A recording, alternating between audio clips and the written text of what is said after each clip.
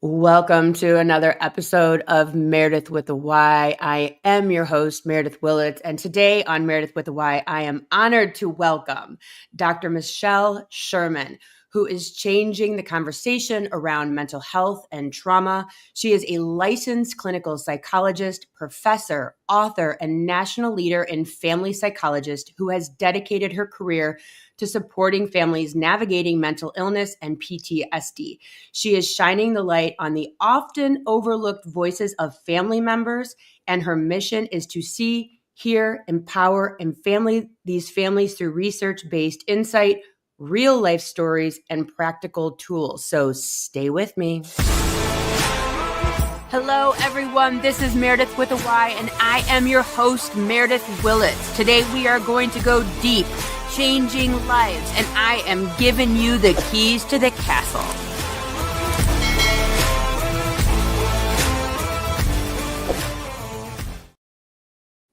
Michelle, thank you so much for being here today. I'm so excited to talk to you about this topic. Good morning. Me too, Meredith. Thank you so much. So happy to be here. So happy. So can we just start off with the fact that 1 in 5 children live with a parent experiencing mental health issues? Oh my God. Yeah, it's a big number, isn't it? I know. It's exactly. a huge number. It's a huge number.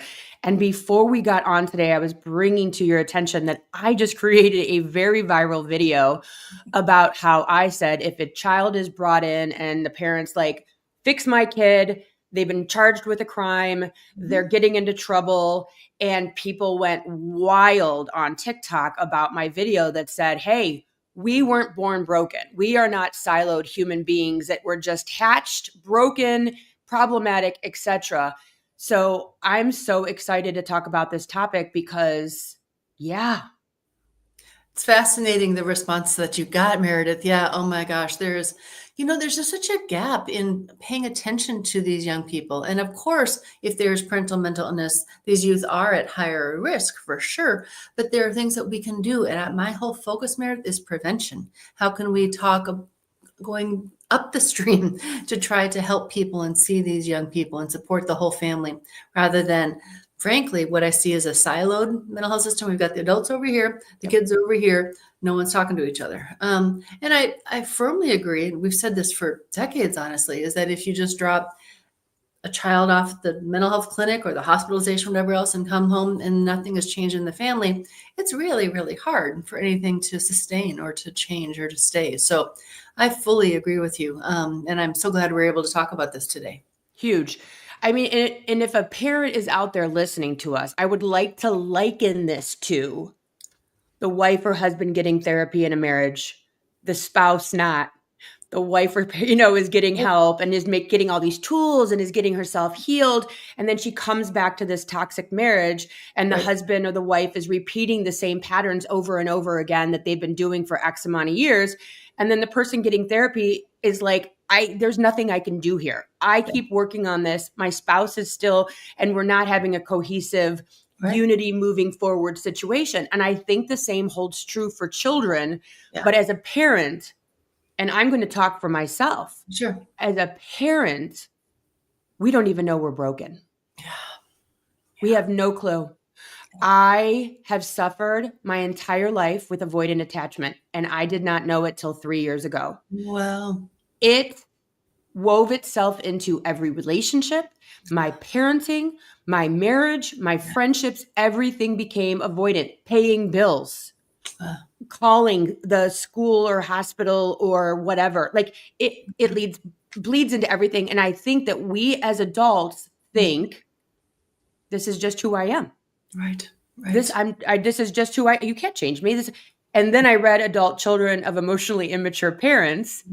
Oh my God. Right. I'm sure you've kind of given this book to a few people. I've literally told everyone to read it. And all of a sudden it clicked that I was the problem. Yeah. The whole time. Wow. For 23, 28, 26 years, I was the problem because I don't think that I recognized that when someone asked me something simple and I became defensive because I was the perfect parent and how dare they question the perfect parent, et cetera, et cetera. And so I'm speaking not out of turn. I wish I would have had help when I took my Mhm. 28-year-old to therapy. Yeah. And I wish someone would have said, let's get you tested. Yeah. Yeah. Yeah, or not even just tested alone, although testing can be very helpful, but give you some support too. How are you doing as a mom? Yeah. I have a wish, and this is going to sound silly, Meredith, but I'm actually serious. If we could move the needle just even 5% on adult providers, mental health professionals, even ask, do you have children? How are you doing as a parent? How are your children doing when you as a parent are struggling? That would make such a huge difference. And it sounds kind of simplistic, but it's actually not common. It's not consistent practice. Certainly some people do it. But if you think Yeah. about a therapy intake form, okay, you often ask, who's your parent? Da, da, da, da. But do you ask, who's your kid and how's your relationship with your kid and how's your kid doing? Not consistently. And so I just wish that could be some movement in a forward direction. So I fully agree with that. The other thing, and I'm a little bit nerdy, I will admit that I like to cite research, so just kind of bear with me. But to your point about a lot of people don't even realize they have emotional problems or mental illness. Attachment issues, I don't see as mental illness. That's a style of relating in the world, but you know what I mean. It's huge still, Super trust. fascinating. Oh, yeah. A super fascinating study that just came out actually this year.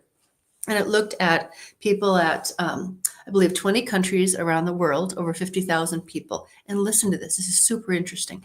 They had kind of individual interviews with these people asking about lots of different things. And one of the things was getting mental health symptoms. So they asked, depression, anxiety, whatever else. Then they asked them what percentage of them actually thought that they had a problem. It was about 50%. Really? They admitted it? Oh, but half of them, and they're having all these symptoms, but only Yeah. half even realized it was a problem. What Oh, actually gotcha. goes on to say was actually very sad is that of all these people, actually only 7% of them got appropriate care. So we've got a huge gap between the stress, a huge amount of distress. We know that. That's obvious.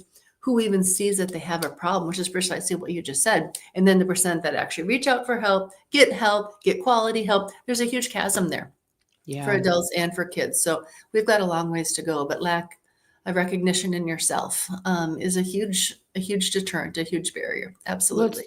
it's so funny as you're talking, I'm thinking about like I do some work with like energy work, right? And Uh-huh. I've gotten to the point of asking people, is there anything that you experience that you think is like weird or different than other people? Uh-huh. Like, oh, well, I get up every morning at 3 o'clock in the morning and go to the bathroom. I'm like, okay, symptom. Well, my face gets really hot when I drink beer. Okay, symptom. You know what Okay. I mean? So like Okay. I just am like, is there anything weird about you or Okay. anything that you find has become different? Because I think again, it's the frog in the boiling water. It Right. just slowly boils and you don't even know you're uncomfortable yet. And Right. so anxiety becomes the norm. Everyone's anxious, Absolutely. right? Like Absolutely. everyone's having heart palpitations while going through social media. Exactly. Right. Especially recently. Especially recently. And so, I just think that people have become normalized to, I just don't want to get out of bed. I don't want to get out of the shower. My marriage, we don't really talk that often, or we're more like roommates. But I Right. think my friends are like this too. Yeah. Or when I'm on my phone, I get triggered by my kids asking for help. I Mhm. think that we have just become immune Yeah. to feeling like crap, to be honest. Yeah, I think a lot of people, and I think COVID exacerbated a lot of that, Yeah. honestly, that isolation, that lack of social contact, the loneliness, which we know is huge, right? I mean, there are so many things that just like this is the norm, which is kind of sad, right, Meredith? Yeah, It's like it things is can be wild. better, things can be different. There is help available, there's effective help available. And I want to also be thoughtful. About I see mental health, mental well-being, emotional symptoms as a being on a continuum. And all of us, certainly myself included, have days that we feel down or Yeah. stressed, don't want to get to bed. That's human, right? That's not mental illness. Yeah. When I'm actually talking about that 1 in 5 statistic that we mentioned at the beginning, that's not just having down days or sad, or whatever else. That's frank mental illness, the Wow. depression, anxiety. So if we look at the more narrow, like the really severe ones, like schizophrenia and bipolar, that's Oh, a yeah. smaller number. It's about maybe 1 in 15, 1 in 16. But still, that's quite a large number That's a of huge people. number. That's a huge number for those 1 kids in Yeah. 1 in 16. That's a huge number. Huge number of people. And Meredith, My passion for 30 years, frankly, has been trying to help to raise awareness to see, to understand, and to provide supports for these young people, since they're so often, their needs are just neglected. And so when your comment about, hey, we need to help the whole family system, I couldn't agree with you more. Because let's Yeah. face it, for many people, being a parent is a lot of what gives you a sense of meaning and purpose. That is what gets you out of bed in the morning. Yep. And Yep. I think about, I worked in the VA for about 17 years. I think about some veterans that I saw that maybe just got back from Iraq or Afghanistan. And they're like, Doc, I can't even hold my child. Oh I can't God. even get on the floor and play Legos with them. It's not that they don't want to and probably want to very badly, but they're consumed with the memories, the intrusive thoughts and feelings, the flashbacks. That's pain. And that's an entry point when we talk about what can help people see they have a problem and get help. Being a parent can be a way to get people into services. So let's use it as something that's meaningful. I mean, so much of psychotherapy now is leaning into the direction of what gives your life meaning, what gives your life purpose. And being a Yeah. parent can be one of those things. So why are we not talking about it? Yeah. And one of the, a few of the comments on my video about, hey, if you bring a kid in, the parents should be looked at as well. A few of the comments were, I don't want my kid taken away. Yeah. Like if I bring my kid in because I want help for my kid, I know my child is struggling, right? So I am being the good parent and doing what I can to help my child. And so then now you want to test me or look at me and you find bipolar, you find schizophrenia, you find borderline, Right. whatever. Right. And now you're going to have to report it because you are a reporter. And so where is the safety net for parents that now want help and say, I'm struggling, and because I'm struggling, my kid might be struggling. So can you help us? Yeah. What do we do? It's huge, Meredith. I mean, you just nailed it. You nailed it. It is such a huge problem because there's a lot of stigma, a lot of shame, certainly feeling I'm not being the kind of parent I want to be. Mental illness or not, right? Parenting is hard. Just a And little. so Hardcore. through additional challenges on top of it, and again, to be a research nerd for a second, there is research showing that families in which a parent has a serious mental illness, there is an 8 times higher likelihood actually that CPS, Child Protective Services, will be involved. So actually there's some truth to that. But Yeah. we really need to shift from a punitive, punishing, shaming model to how can we help you as a parent? What are our community supports and resources and things that can help you and help your children, which is what everybody wants, right? Yeah. So we either go from ignoring the kids on this end of the pendulum to presuming they're not good parents. Neither of those is good. We need to have a positive, hopeful, skillful approach rather than a judgmental, damaging, and break apart the family, which is often going to harm everyone. And of course, children need to be safe, obviously. Yeah. But you nailed it. It's a huge concern. An elephant in the living room we have to be talking about. And a lot of people got pissed at me. They're like, "Screw you."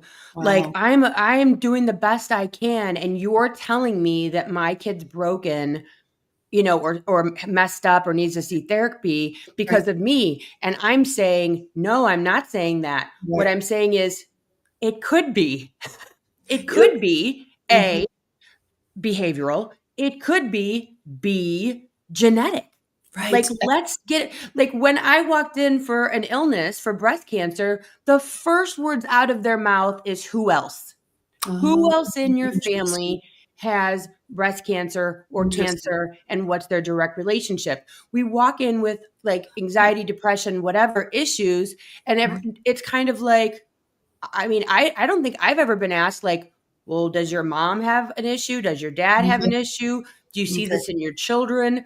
What were your grandparents like? Did your grandpa lock himself in the garage 24/7 drinking booze or whatever, or beat your mom or what? Like there needs to be an understanding that it can jump generations or Absolutely. whatever. And so I Absolutely. think that we also need to understand that, hey, let's take a look at you and see what you're passing down or what your genetics are, what you're coming up as. Absolutely. We're not blaming, we're Right. saying, I can help your kid more if I know that you are a certified narcissist who's gaslighting their child, no offense. And so every time the kid goes, but I told you I was going to the gym at 6 o'clock, and it's no, you didn't. You never said that. And then you feel like you have to walk around with the tape recorder around your parents all the time because, Yeah. or, the parents are like, I told you this and X. You feel like you're losing your mind. And so I think that to bring in a could be healthy child and you have behavioral psychological issues, maybe not to the point of schizophrenia, Right. but narcissistic behaviors and tendencies and bipolar tendencies of mania, or we're going to Disney World tomorrow morning when you wake up and we're skipping a week of school. Right. What? You Yeah. know, these types of things too can make kids crazy. Yeah. I mean, you're just talking about such a core aspect of family systems therapy, of conceptualizing the person as influencing and being influenced by other people. And so we humans don't live in an igloo, we don't live in isolation. And so both getting assessment information, ideas from what the parent said, well, actually, when we tried this, this really helped, or this medication really helped, or whatever else, and getting to know them a little bit is going to help you help the child more. So absolutely, it's not meant to be a blaming. We have some repair to do, however, because some of the early theories of, for example, schizophrenia was what's termed a schizophrenic mother.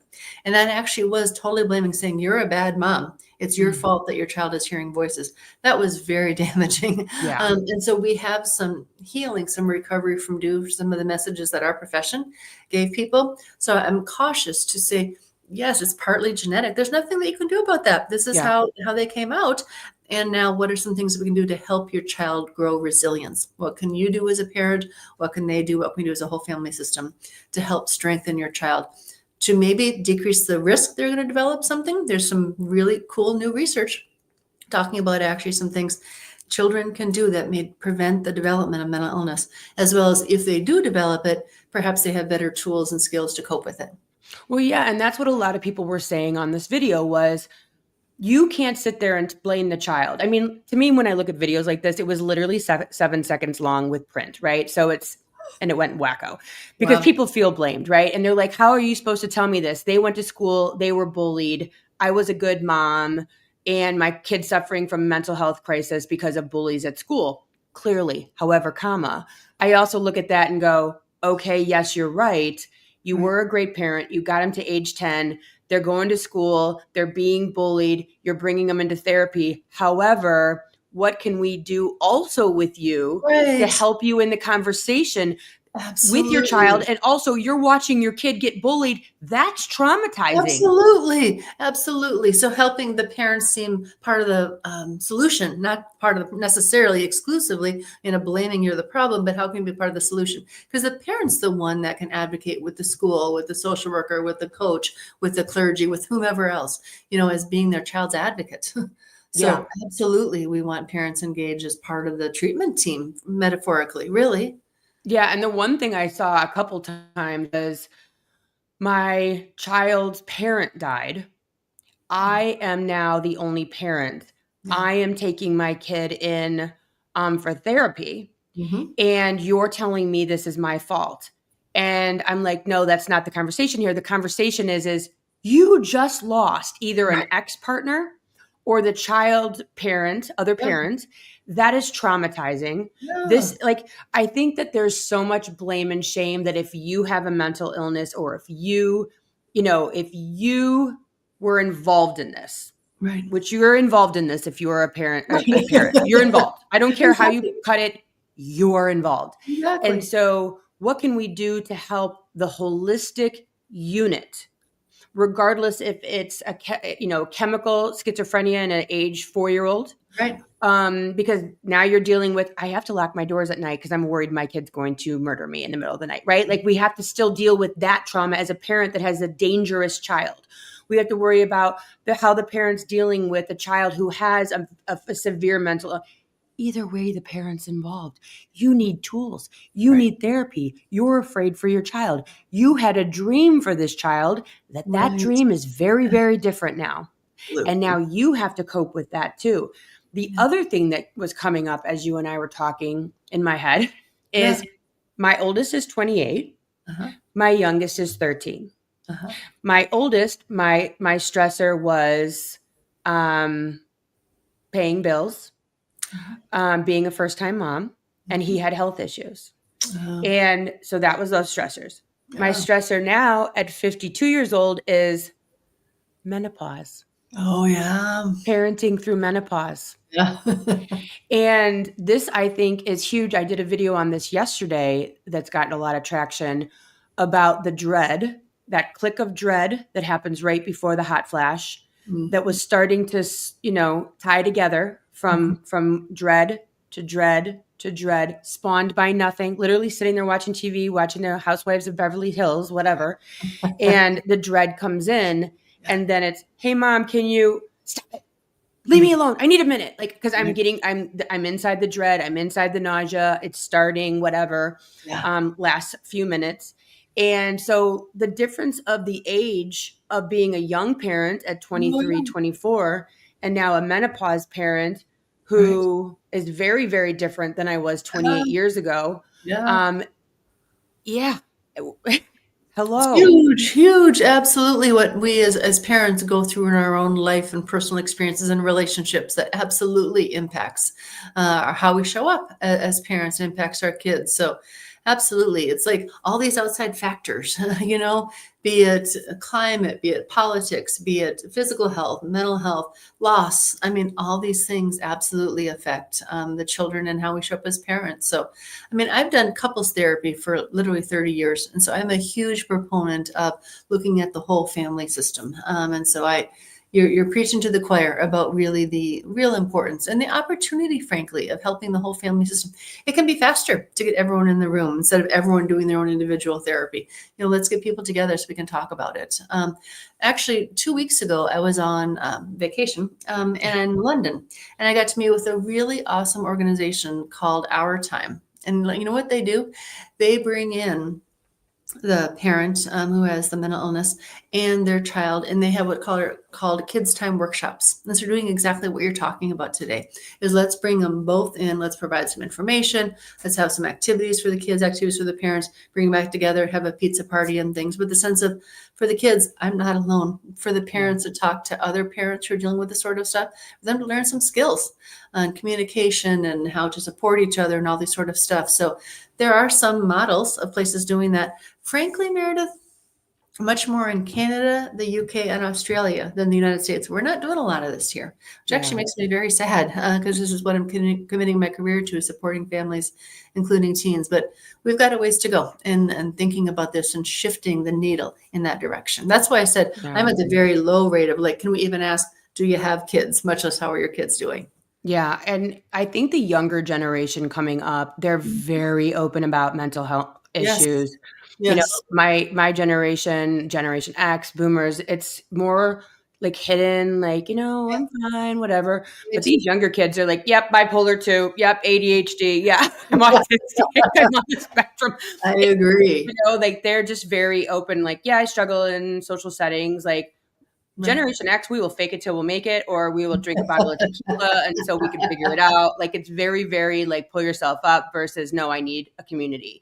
Yeah, And no, I I think agree. There's a huge shift, a huge shift. In some respects, it's huge. very good, I think, that there's some decreased stigma and shame. I also worry sometimes about the messages they're getting and receiving on social media because some of Oh them are God. not accurate, some are not helpful, some are downright scary. It's like, okay, how to develop an eating disorder or how to, harm yourself or things. And there are Yeah. very active, large communities like that. Mm. So I'm cautious about that, but certainly agree that there's more discussion and conversation, which is a good thing. Yeah, it's definitely a good thing. So I s- I saw this video. It was fantastic. You'll get a kick out of this. It was this kid. He said, "My mom got me a math tutor one time. The funny thing is, we only did one math problem, and the rest of the time we talked. Oh, Come to find out, years later, it was a therapist." oh, And wow. I went, "Oh my gosh!" And I shared that with one of the people that had been commenting, like, "I don't know how to get my kid help." Right. And I think that we should talk about that real quick. Here is, what do we do Mhm. when the child is fighting tooth and nail? I'm not going.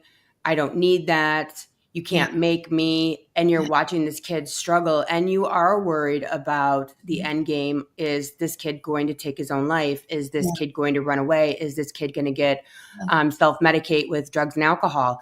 mhm, How do you take a child, be it middle school, high school, when we see the real right, drugs and alcohol and mhm, self-harming behavior coming in? How do we get that kid to open up to anyone, especially when they're not willing to open up to the parent. Yeah, it's super hard. It's super hard. And is I think a common situation actually. Yeah. And sometimes the more parents push, the more teens go like this and back off and say, forget you, or in other words. And so how do we do that? It's almost of course. All right, let's break it into two categories. One is if there's imminent danger. If you really think your child is in danger, that is a time to activate, the crisis system, call 988, 911, those sorts of things. So I mean, that is kind of like a no-brainer. Acute. You have to do it in a crisis sort of situation, Yeah. even if the child doesn't like it. I mean, I say this to adults all the time.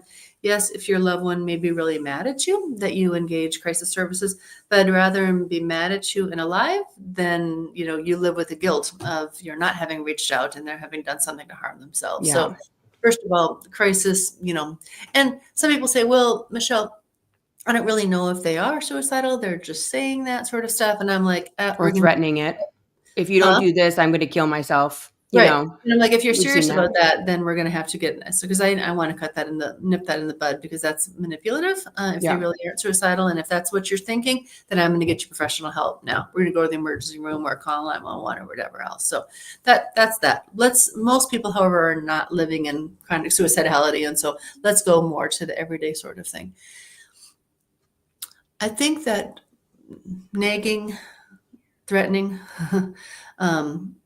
forcing, those sorts of things generally backfire. And I'll tell you, having done therapy for 30 years, when people come in because they're either court ordered or they have to, usually doesn't go very well. Yeah. And so pushing a kid to go is not, always the best sort of situation. I think the way that I try to help parents or family members have leverage is comment on things that the kid, in this case, is distressed about. Like, hey, gee, I know you're not sleeping really well. It's so frustrating. Or I know that you're having a hard time keeping up with your homework, because it's so hard to have attention or things like that. Don't say, you're depressed, you have bipolar disorder, you have ADHD, all those sorts of things. Because the kid's going to be like, forget you. You're not a doctor. Don't diagnose me. And so it's like instead, gosh, I wonder if you even want to talk to your pediatrician, your family doc about that sort of stuff. Someone that they do trust. Maybe they really like their clergy member or their soccer coach or their drama teacher, whatever else. Are there other people in the world that they could talk to? Because we know the research is so clear. If people have at least one person that they can talk to, it's such a protective factor for kids. So introduce gently, repeatedly, and then be aware of resources that are out there. Hey, I heard, one of my friends from book club, their kid really likes Dr. So-and-so, and I know they're on our insurance, so help overcome some of those barriers. If you ever want to, I just want you to know the offer stands, What I just saw in my head was, hey, I'm going to go to therapy to be a better mom. Yeah. And so now I go to 2 sessions, whatever, right? I'm in therapy. Right. Hey, the therapist wants to see if you're willing to come in to tell them what I'm doing wrong.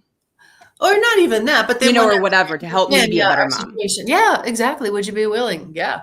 They may or may not be willing to do that, but I think it's a great in. Now, of course, the kid is not going to feel terribly safe there to be venting against you because this is your therapist. But it's like, hey, I really find it helpful to be able to have someone to talk to. Again, I know Dr. Smith down the road, and a lot of kids really like him. If you ever want to go, covered by insurance, wouldn't be that expensive. And just something that you want you to know that's out there because you can really get help with your sleep. A lot of kids don't sleep well, and that's a sometimes less stigmatized thing that people are going to ask for help with. Or I know you're struggling so much to finishing those homework assignments. Someone could maybe really help you, give you some tools. So focus on tools, skills, external behavioral sort of stuff, or you're pretty lonely. It's so hard and so many kids are lonely. Maybe a counselor or someone could help you or something like that. That's what I talk about is behavioral specific skills, continuing to note it, not forcing it unless it's a crisis, and talking about other people that that have found that helpful. At the end of the day, it's really hard, but I see unless in crisis, it's usually better to make it the kid's decision. And then very, very importantly, Meredith, if they go and see Dr. Smith or whatever, and they hate it, give maybe 2 chances or something, then go find someone else because it's all about the relationship. It's so important to find someone that you feel comfortable with and that you like. But it's hard and it can be definitely a power struggle. And it's not one you're probably going to win. So even if they do go, they're like, I'm here because my mom made me. It's probably not going to go very well. I think kids these days, because of social media, they are more aware of the terms though. So Yeah, if you say like, it seems like you're having a difficult time paying attention, maybe there's something we can do to help you in yeah, school to yeah. help you focus. Uh-huh. That is like language that they've heard before.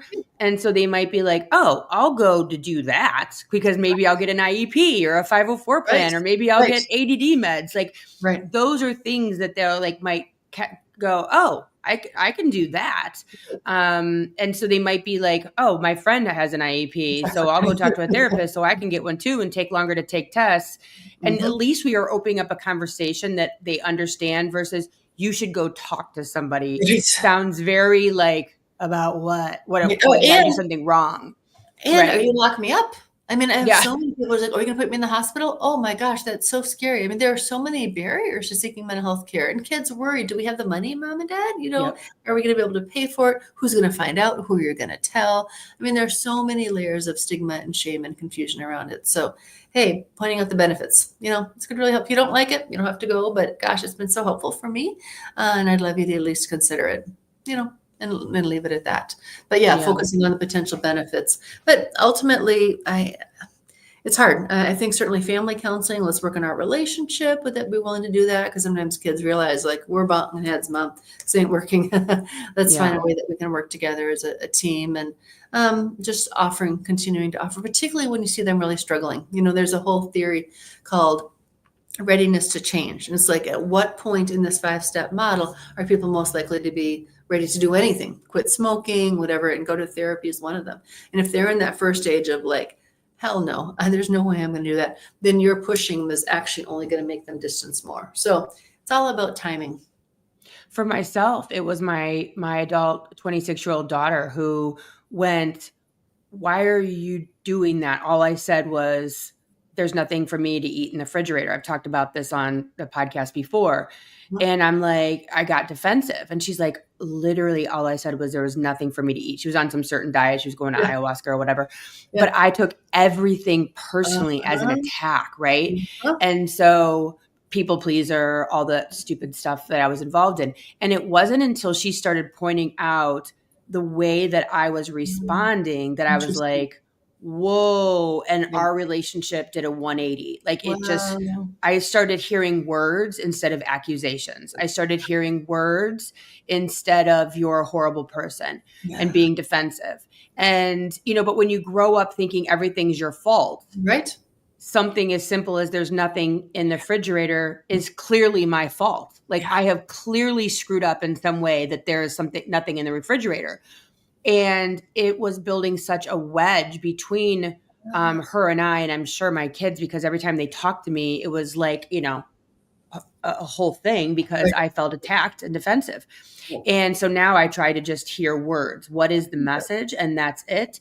And that has changed so much. I bet. And, looking at what I'm seeing as adult children Uh-huh. and adult boomer parents Mhm. of this, and then also the younger generations having children, and you see the estrangement. Yeah. I am not going no contact with you. You are not seeing my children, things of that nature. That is becoming a huge issue It too, is. because people that are Gen X and younger Mhm. are saying, hey, Gen X parent, hey, boomer parent, Right. we are not doing this. You Right. have the opportunity to get therapy. I am working on myself. Mhm. I am not dealing with your toxicity anymore. So, although you're talking about like severe, probably mental health more so, and I'm Mhm. talking about behavioral Yeah. issues and disorders, attachment anxiety, all these other disorders, or just toxic behavior, right? Mhm. Mhm. Um, that to me seems to be a huge issue right now, at least on social media, of completely estranged Yeah. parents, grandparents, grandchildren at this time. What are you seeing on that one? Absolutely. We call them, cutoffs is a technical term that's been used forever. It's like I'm just basically have no contact with this person or no interaction with them, and it's hard because it can be very tragic and really ending long relationships and really a loss of support for grandchildren, whatever else. On the other hand, I think it's the younger generation's attempt to set boundaries and limits and say this isn't okay. This is how it's always been. and maybe I didn't know better. Maybe I wasn't strong enough or ready to set the limit, but I'm not going to continue to engage you in this way. And if you continue, then we're not going to have contact right now, which takes a lot of strength, a lot of assertiveness, a lot of courage to do that. Yeah. But I think it can be really healthy. Of course, it depends on how it's done and things like that. But I certainly have talked to lots of clients over the years who, with distance, sometimes with getting out of the house, it can change. With getting Yeah. in a relationship, there are a lot of things that can kind of trigger it, but it's like, no more, no more. I think actually I'm seeing a lot these days more with politics too. Yeah. With having a really different political view, it's like, Yeah, it's tough. yeah, is not sustaining me anymore. And this is not healthy for me. And so needing to set some limits. Sometimes they can be for a long time, sometimes it can be a short term, and then allowing some ways to reconnect. I think it's particularly poignant and sad when there are grandchildren or children involved, because let's face it, children need as much social support as we can in this world. And so if they just totally cut off from aunts or uncles or grandparents, it's a real loss of support. So it's tricky, but yeah, absolutely. I see a lot of that. Well, and one thing I was going to bring up before, and you reminded me, is, the parenting. There's so much pressure on parents now. I remember, and not that my grandma did very often, but she was there at times, and also for my cousin. Grandma was home. Oh, Grandma was available yeah. if necessary. And I'm going to say for my mom, not as much as for, like other nieces and nephews and cousins, whatever. But like if my daughter, my 26-year-old, she's like, I'm going to have kids and you're just going to raise them. I'm like, the hell I am. I've been a mom for 30 years. Don't even bring them over. Like I'll take them to the park with you. Right. I've been a mom long enough. By the time I'm done here, it's going to be like 35 years of being basically a stay-at-home mom. I'm good. Box checked. But honestly, like if my kids had kids and they were like, hey, can you watch my kids while I go out, go on vacation, go to work? I'm looking at them going, I have a full-time job. Right. Like the Generation X who's having grandchildren now, they're still full-time employees. Right. They have a 2-income Right. household. Yeah. It's very, very different support-wise Yeah. for children who Yeah. are having children. And so the pressure is not alleviated. It's not like, hey, go to grandma's for the weekend. Grandma's got plans. Grandma's going to Lollapalooza. Very different, very different vibe than when my grandma O'Brien was, at home and whatnot. So it's just so different. Kids are getting smarter. They have the language. They don't want to put up with the bullshit. The parents are like, wait, why are you telling me to get therapy? Like everything is just so topsy-turvy right now. I think we're seeing in the healthcare system, the kids kind of know more. Like a lot of times these younger generations know more. I mean, my 16-year-old will be like, Mom, why are you crashing out? Like, why are you spazzing out? Like, all you have to say is, hey, can you come home versus get home? Or send, hey, can you come home with a heart or a smiley face emoji? It makes a world of difference. Why are you so angry? Just send me an emoji that knows you're not me. Lets me know you're not mad. Yeah. And I just think these younger kids so often really do have a handle on mental health more so than Gen X self-medicating. Yeah. Boomers, there's nothing wrong with me. I did the best that I could. Right. Generations and these younger kids are like, I don't have to put up with your toxicity. But at the same time, why can't you be a good grandparent? So it's very, right? We're kind of all over the place. And then throw in the angle that I think is super important to a culture. Okay. Because in some cultures, it's like, wow, talking about mental health, things like that is so stigma, especially for the older generations. Don't you dare. That reflects badly on us as a family and traditions. And so you throw some of that angle in there too. You need to keep things private. You need to keep things a secret. Don't tell other people. Where the younger generations are like, heck no, I'm posting on social media and things like that. And so it's really interesting to also be thoughtful about each family's experience is different given their culture, their religion. Okay, again, very different across some religious beliefs. But yeah, I absolutely agree that I think that there's much more education, much more awareness through social media and others of young people talking about it. And they can help the older generations and do it in a way that can be heard. That's great. Yeah, so huge. And you have 2 books. We do. One is for teens. Yes. And that is I'm Not Alone, a teen's guide to living with a parent who has a mental illness or history of trauma. Can we talk about that? And then we'll talk about your other book. Absolutely. Yeah. So it's actually the second edition.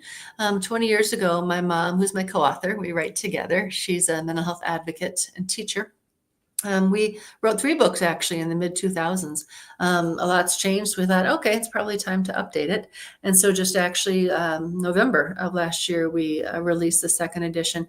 And to the best of our knowledge, Meredith, this is the only book available for these teens. There just are no Wow. resources available. I mean, there's teens like my mommy has cancer, or, my dad has Alzheimer's, or grandpa, or things like that. I mean, there are certain, or TBI, or certainly things like that. But to the best of our knowledge, there's a huge gap. And so even 20 years later, there's still a huge gap, which, given the statistic we started our conversation with today, that 1 in 5 kids have a parent with mental illness, that's a pretty sad thing. So we intentionally wrote our all of our books actually with really a community working together. It's not just like a mom and daughter sitting over a weekend and writing a book. It's taken years to write them, and they're the product of probably over 100 teachers, clergy, teenagers, mental health professionals, all sorts of people with lived experience, reading it and giving us feedback. So it's not just like all text, like this is bipolar. I mean, first of all, teens can Google that or Yeah. know it much more. But what we've done is I've taken what I've learned from the families I've served for the 30 years and listened to what do they need? What are the skills that research shows can help them? And tried to put that in the format of an interactive book that a teenager can relate to. So it's stories, it's exercises, activities, it's reflection things, colorful picture stories and things like that. And we really hope it provides not only information, but a chance to learn skills such as how can I manage a lot of my strong feelings? How do I talk to my friends? A huge issue. Why can't I have my friends over? My mom is passed out on the couch, or my dad is psychotic, or whatever else. How Jeez. can I build my support system? How can I build my own resilience? And again, there are things that we know, but common sense isn't always common practice. Like, are you getting enough sleep? Are you staying connected with other people? Are you making healthy choices about food and moving your body, about minimizing substance use? All these things actually can really be protective factors. They can really help.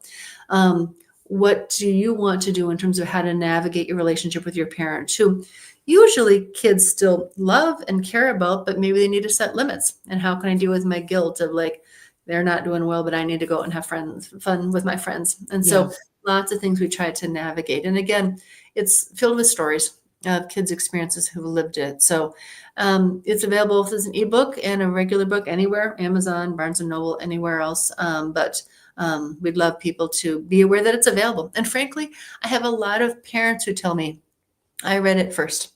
Because let's face it, a lot of times parents don't know how to open up that conversation. You Yeah. have a parent with illness or other parents or caregivers involved. So it can be a tool for you to know how to enter into the conversation with a teenager. So I yeah, can't imagine. That's so scary. I mean, I could, like, let's say I'm buying that book for my kid. It's like, are they gonna weaponize it against me? Are they gonna be like, "Well, you're crazy, so I don't have to listen to you anyways," or "Your okay, brain's broken, so why should I listen to you about anything?" Like, that okay. can be super scary as a Interesting. parent to admit that they have a weakness. Because, like, I know a lot of parents don't even apologize because they don't want to appear to be weak. They don't want to appear to make just, mistakes. Can you Right. imagine giving them this book? So, what Uh, can we say to parents? Hey, if you are struggling with anything, this is a good book for you to read first With and give to your kid. any sort of mental illness or significant trauma history. Not just like, I had a bad day or I lost my Yeah. job sort of thing, that wouldn't be appropriate. But, any depression, anxiety, trauma, PTSD, schizophrenia, any of those sorts of things would be really appropriate. And generally, all those illnesses I just mentioned are serious enough that the kid probably knows there's something going on. And so I'll just give you a story. This actually just happened last week. I was emailing with someone who works as a psychiatric nurse, actually in Iceland, another country, and she is doing some family programming. And there was a 11-year-old little girl that she had worked with for years, and this nurse gave our book to this little girl, and she got the biggest smile on her face. She said, "I've been looking for this forever," because she said, there are no resources out there, and it's the truth. So in some Wow. respects, it can be a huge gift. The kid can be super grateful. It's like, oh, this is me. This is my story. And for the parent, can be like, I don't know how to talk to you about this. And so, or I'm so depressed right now, I don't have the energy to talk to you, or I'm so anxious, or whatever else. It can be a gift, not a shaming thing. And the Yeah. kid doesn't have to talk to you about it if they don't want to. It can be just something they can work through themselves. But it's research-based skills. You're helping them learn how to cope things rather than to see you in a bad way. It's obviously incredibly respectful of the parent. We also talk Yeah. about giving your parent grace, because at times all human beings are not perfect. We're going to have things that are going to be hard for us.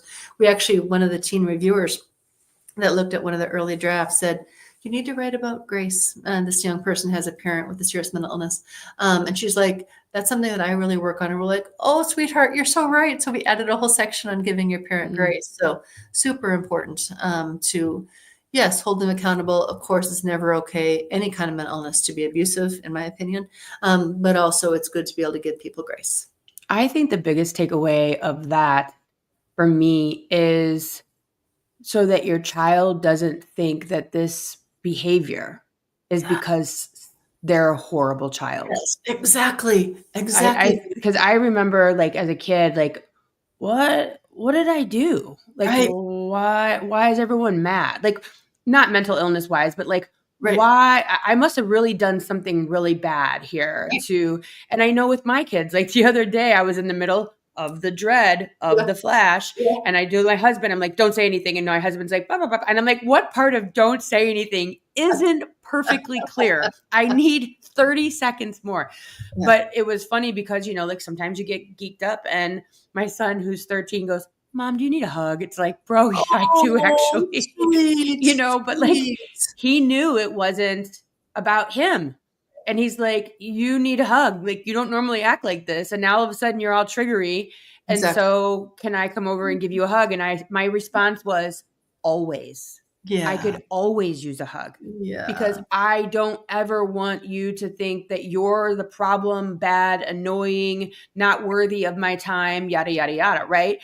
We're parents. And my favorite thing this is my first go around. I Right. might be 52, but this is my first time Exactly. doing 52 years old. This is my first time Exactly. having two adult children and two kids. This is my first time going through Exactly. menopause. This is my Right. first time. I don't know how to do this either.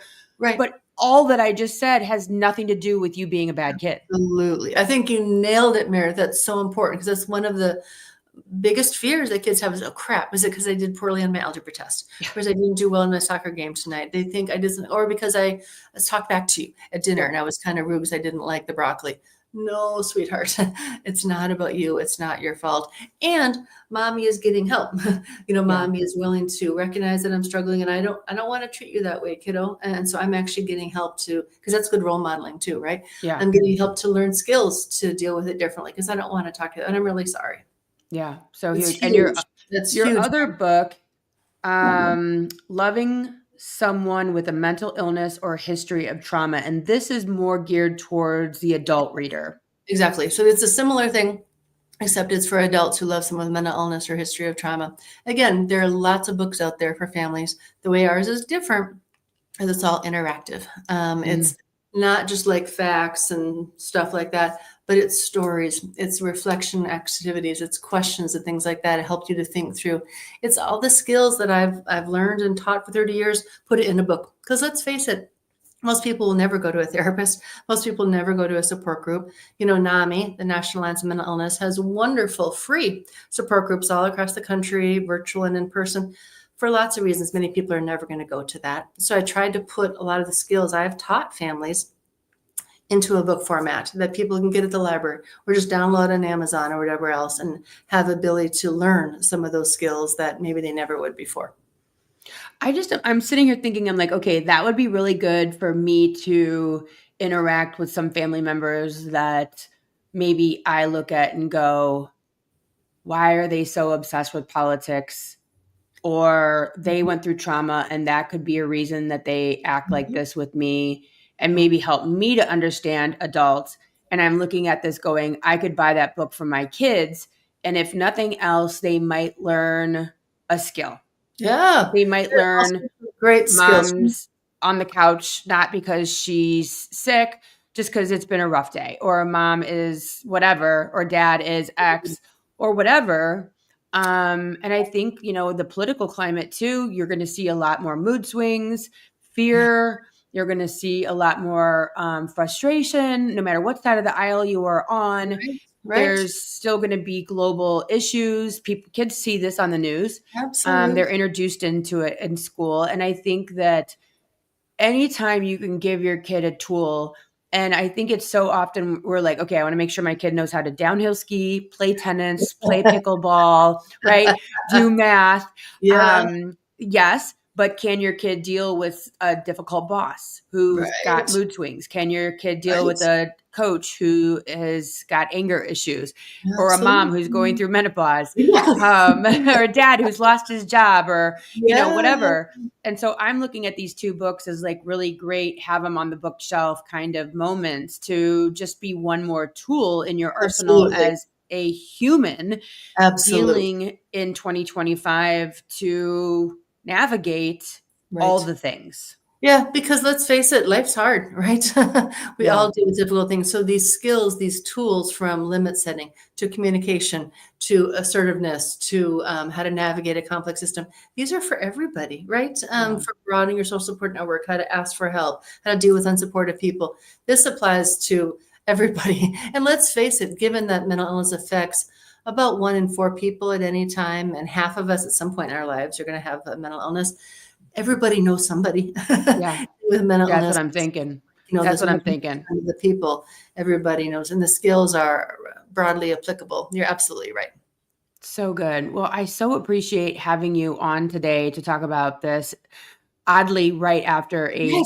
viral video where I was just saying, like, let's get everybody help. And everyone's like, you're crazy. And so I'm so glad that we're on the same page. Oh, this And worked out yes, so well. I just would love if you could put in the show notes and let people know about the website, the yes. Oh, yes. Seeds of Hope. Seeds of Seeds of Hope Hope books. books.com Exactly. You is can where see you can sample find. chapters. There are free resources. There's all sorts of stuff there. You can get it at Amazon or wherever else, but you can see also lots of free stuff and more things, info about our background and thing on our website, seedsofhopebooks.com. Seedsofhopebooks.com is the website. She's got her and her mom have a few books out right now, which will be in the show notes. But this has been a wonderful conversation. I thank you so much. There's so many things we could have talked about, believe me, especially, right now with kids and politics and all I the things. agree. But I think we nailed quite a few of I them. think And so so, too. Mary, it was just lovely. You have such a wonderful style and such a great ability to dialogue and engage, and felt really comfortable, and it was a yay. great conversation. So thank you so much for the opportunity, and thank you for all the work that you're doing in raising awareness and engaging in some of the hard conversations. We need to be doing this. This We is have to really talk about important. it. So So thank you. no one has shame. Don't hang up. We're going to play some music to play some music out, but don't hang up. I have to talk to you after we're done here. Thank you guys so much for listening this week. I will be back here next week. So have a beautiful week. Enjoy the weather, and I'll see you next time. Thanks for listening. If you would like to connect on a more personal level, head over to meredithwillits.com or on Instagram at Meredith with a Y for behind-the-scene footage and outtakes. Please subscribe and come back each week for more Meredith with a Y. Thanks again for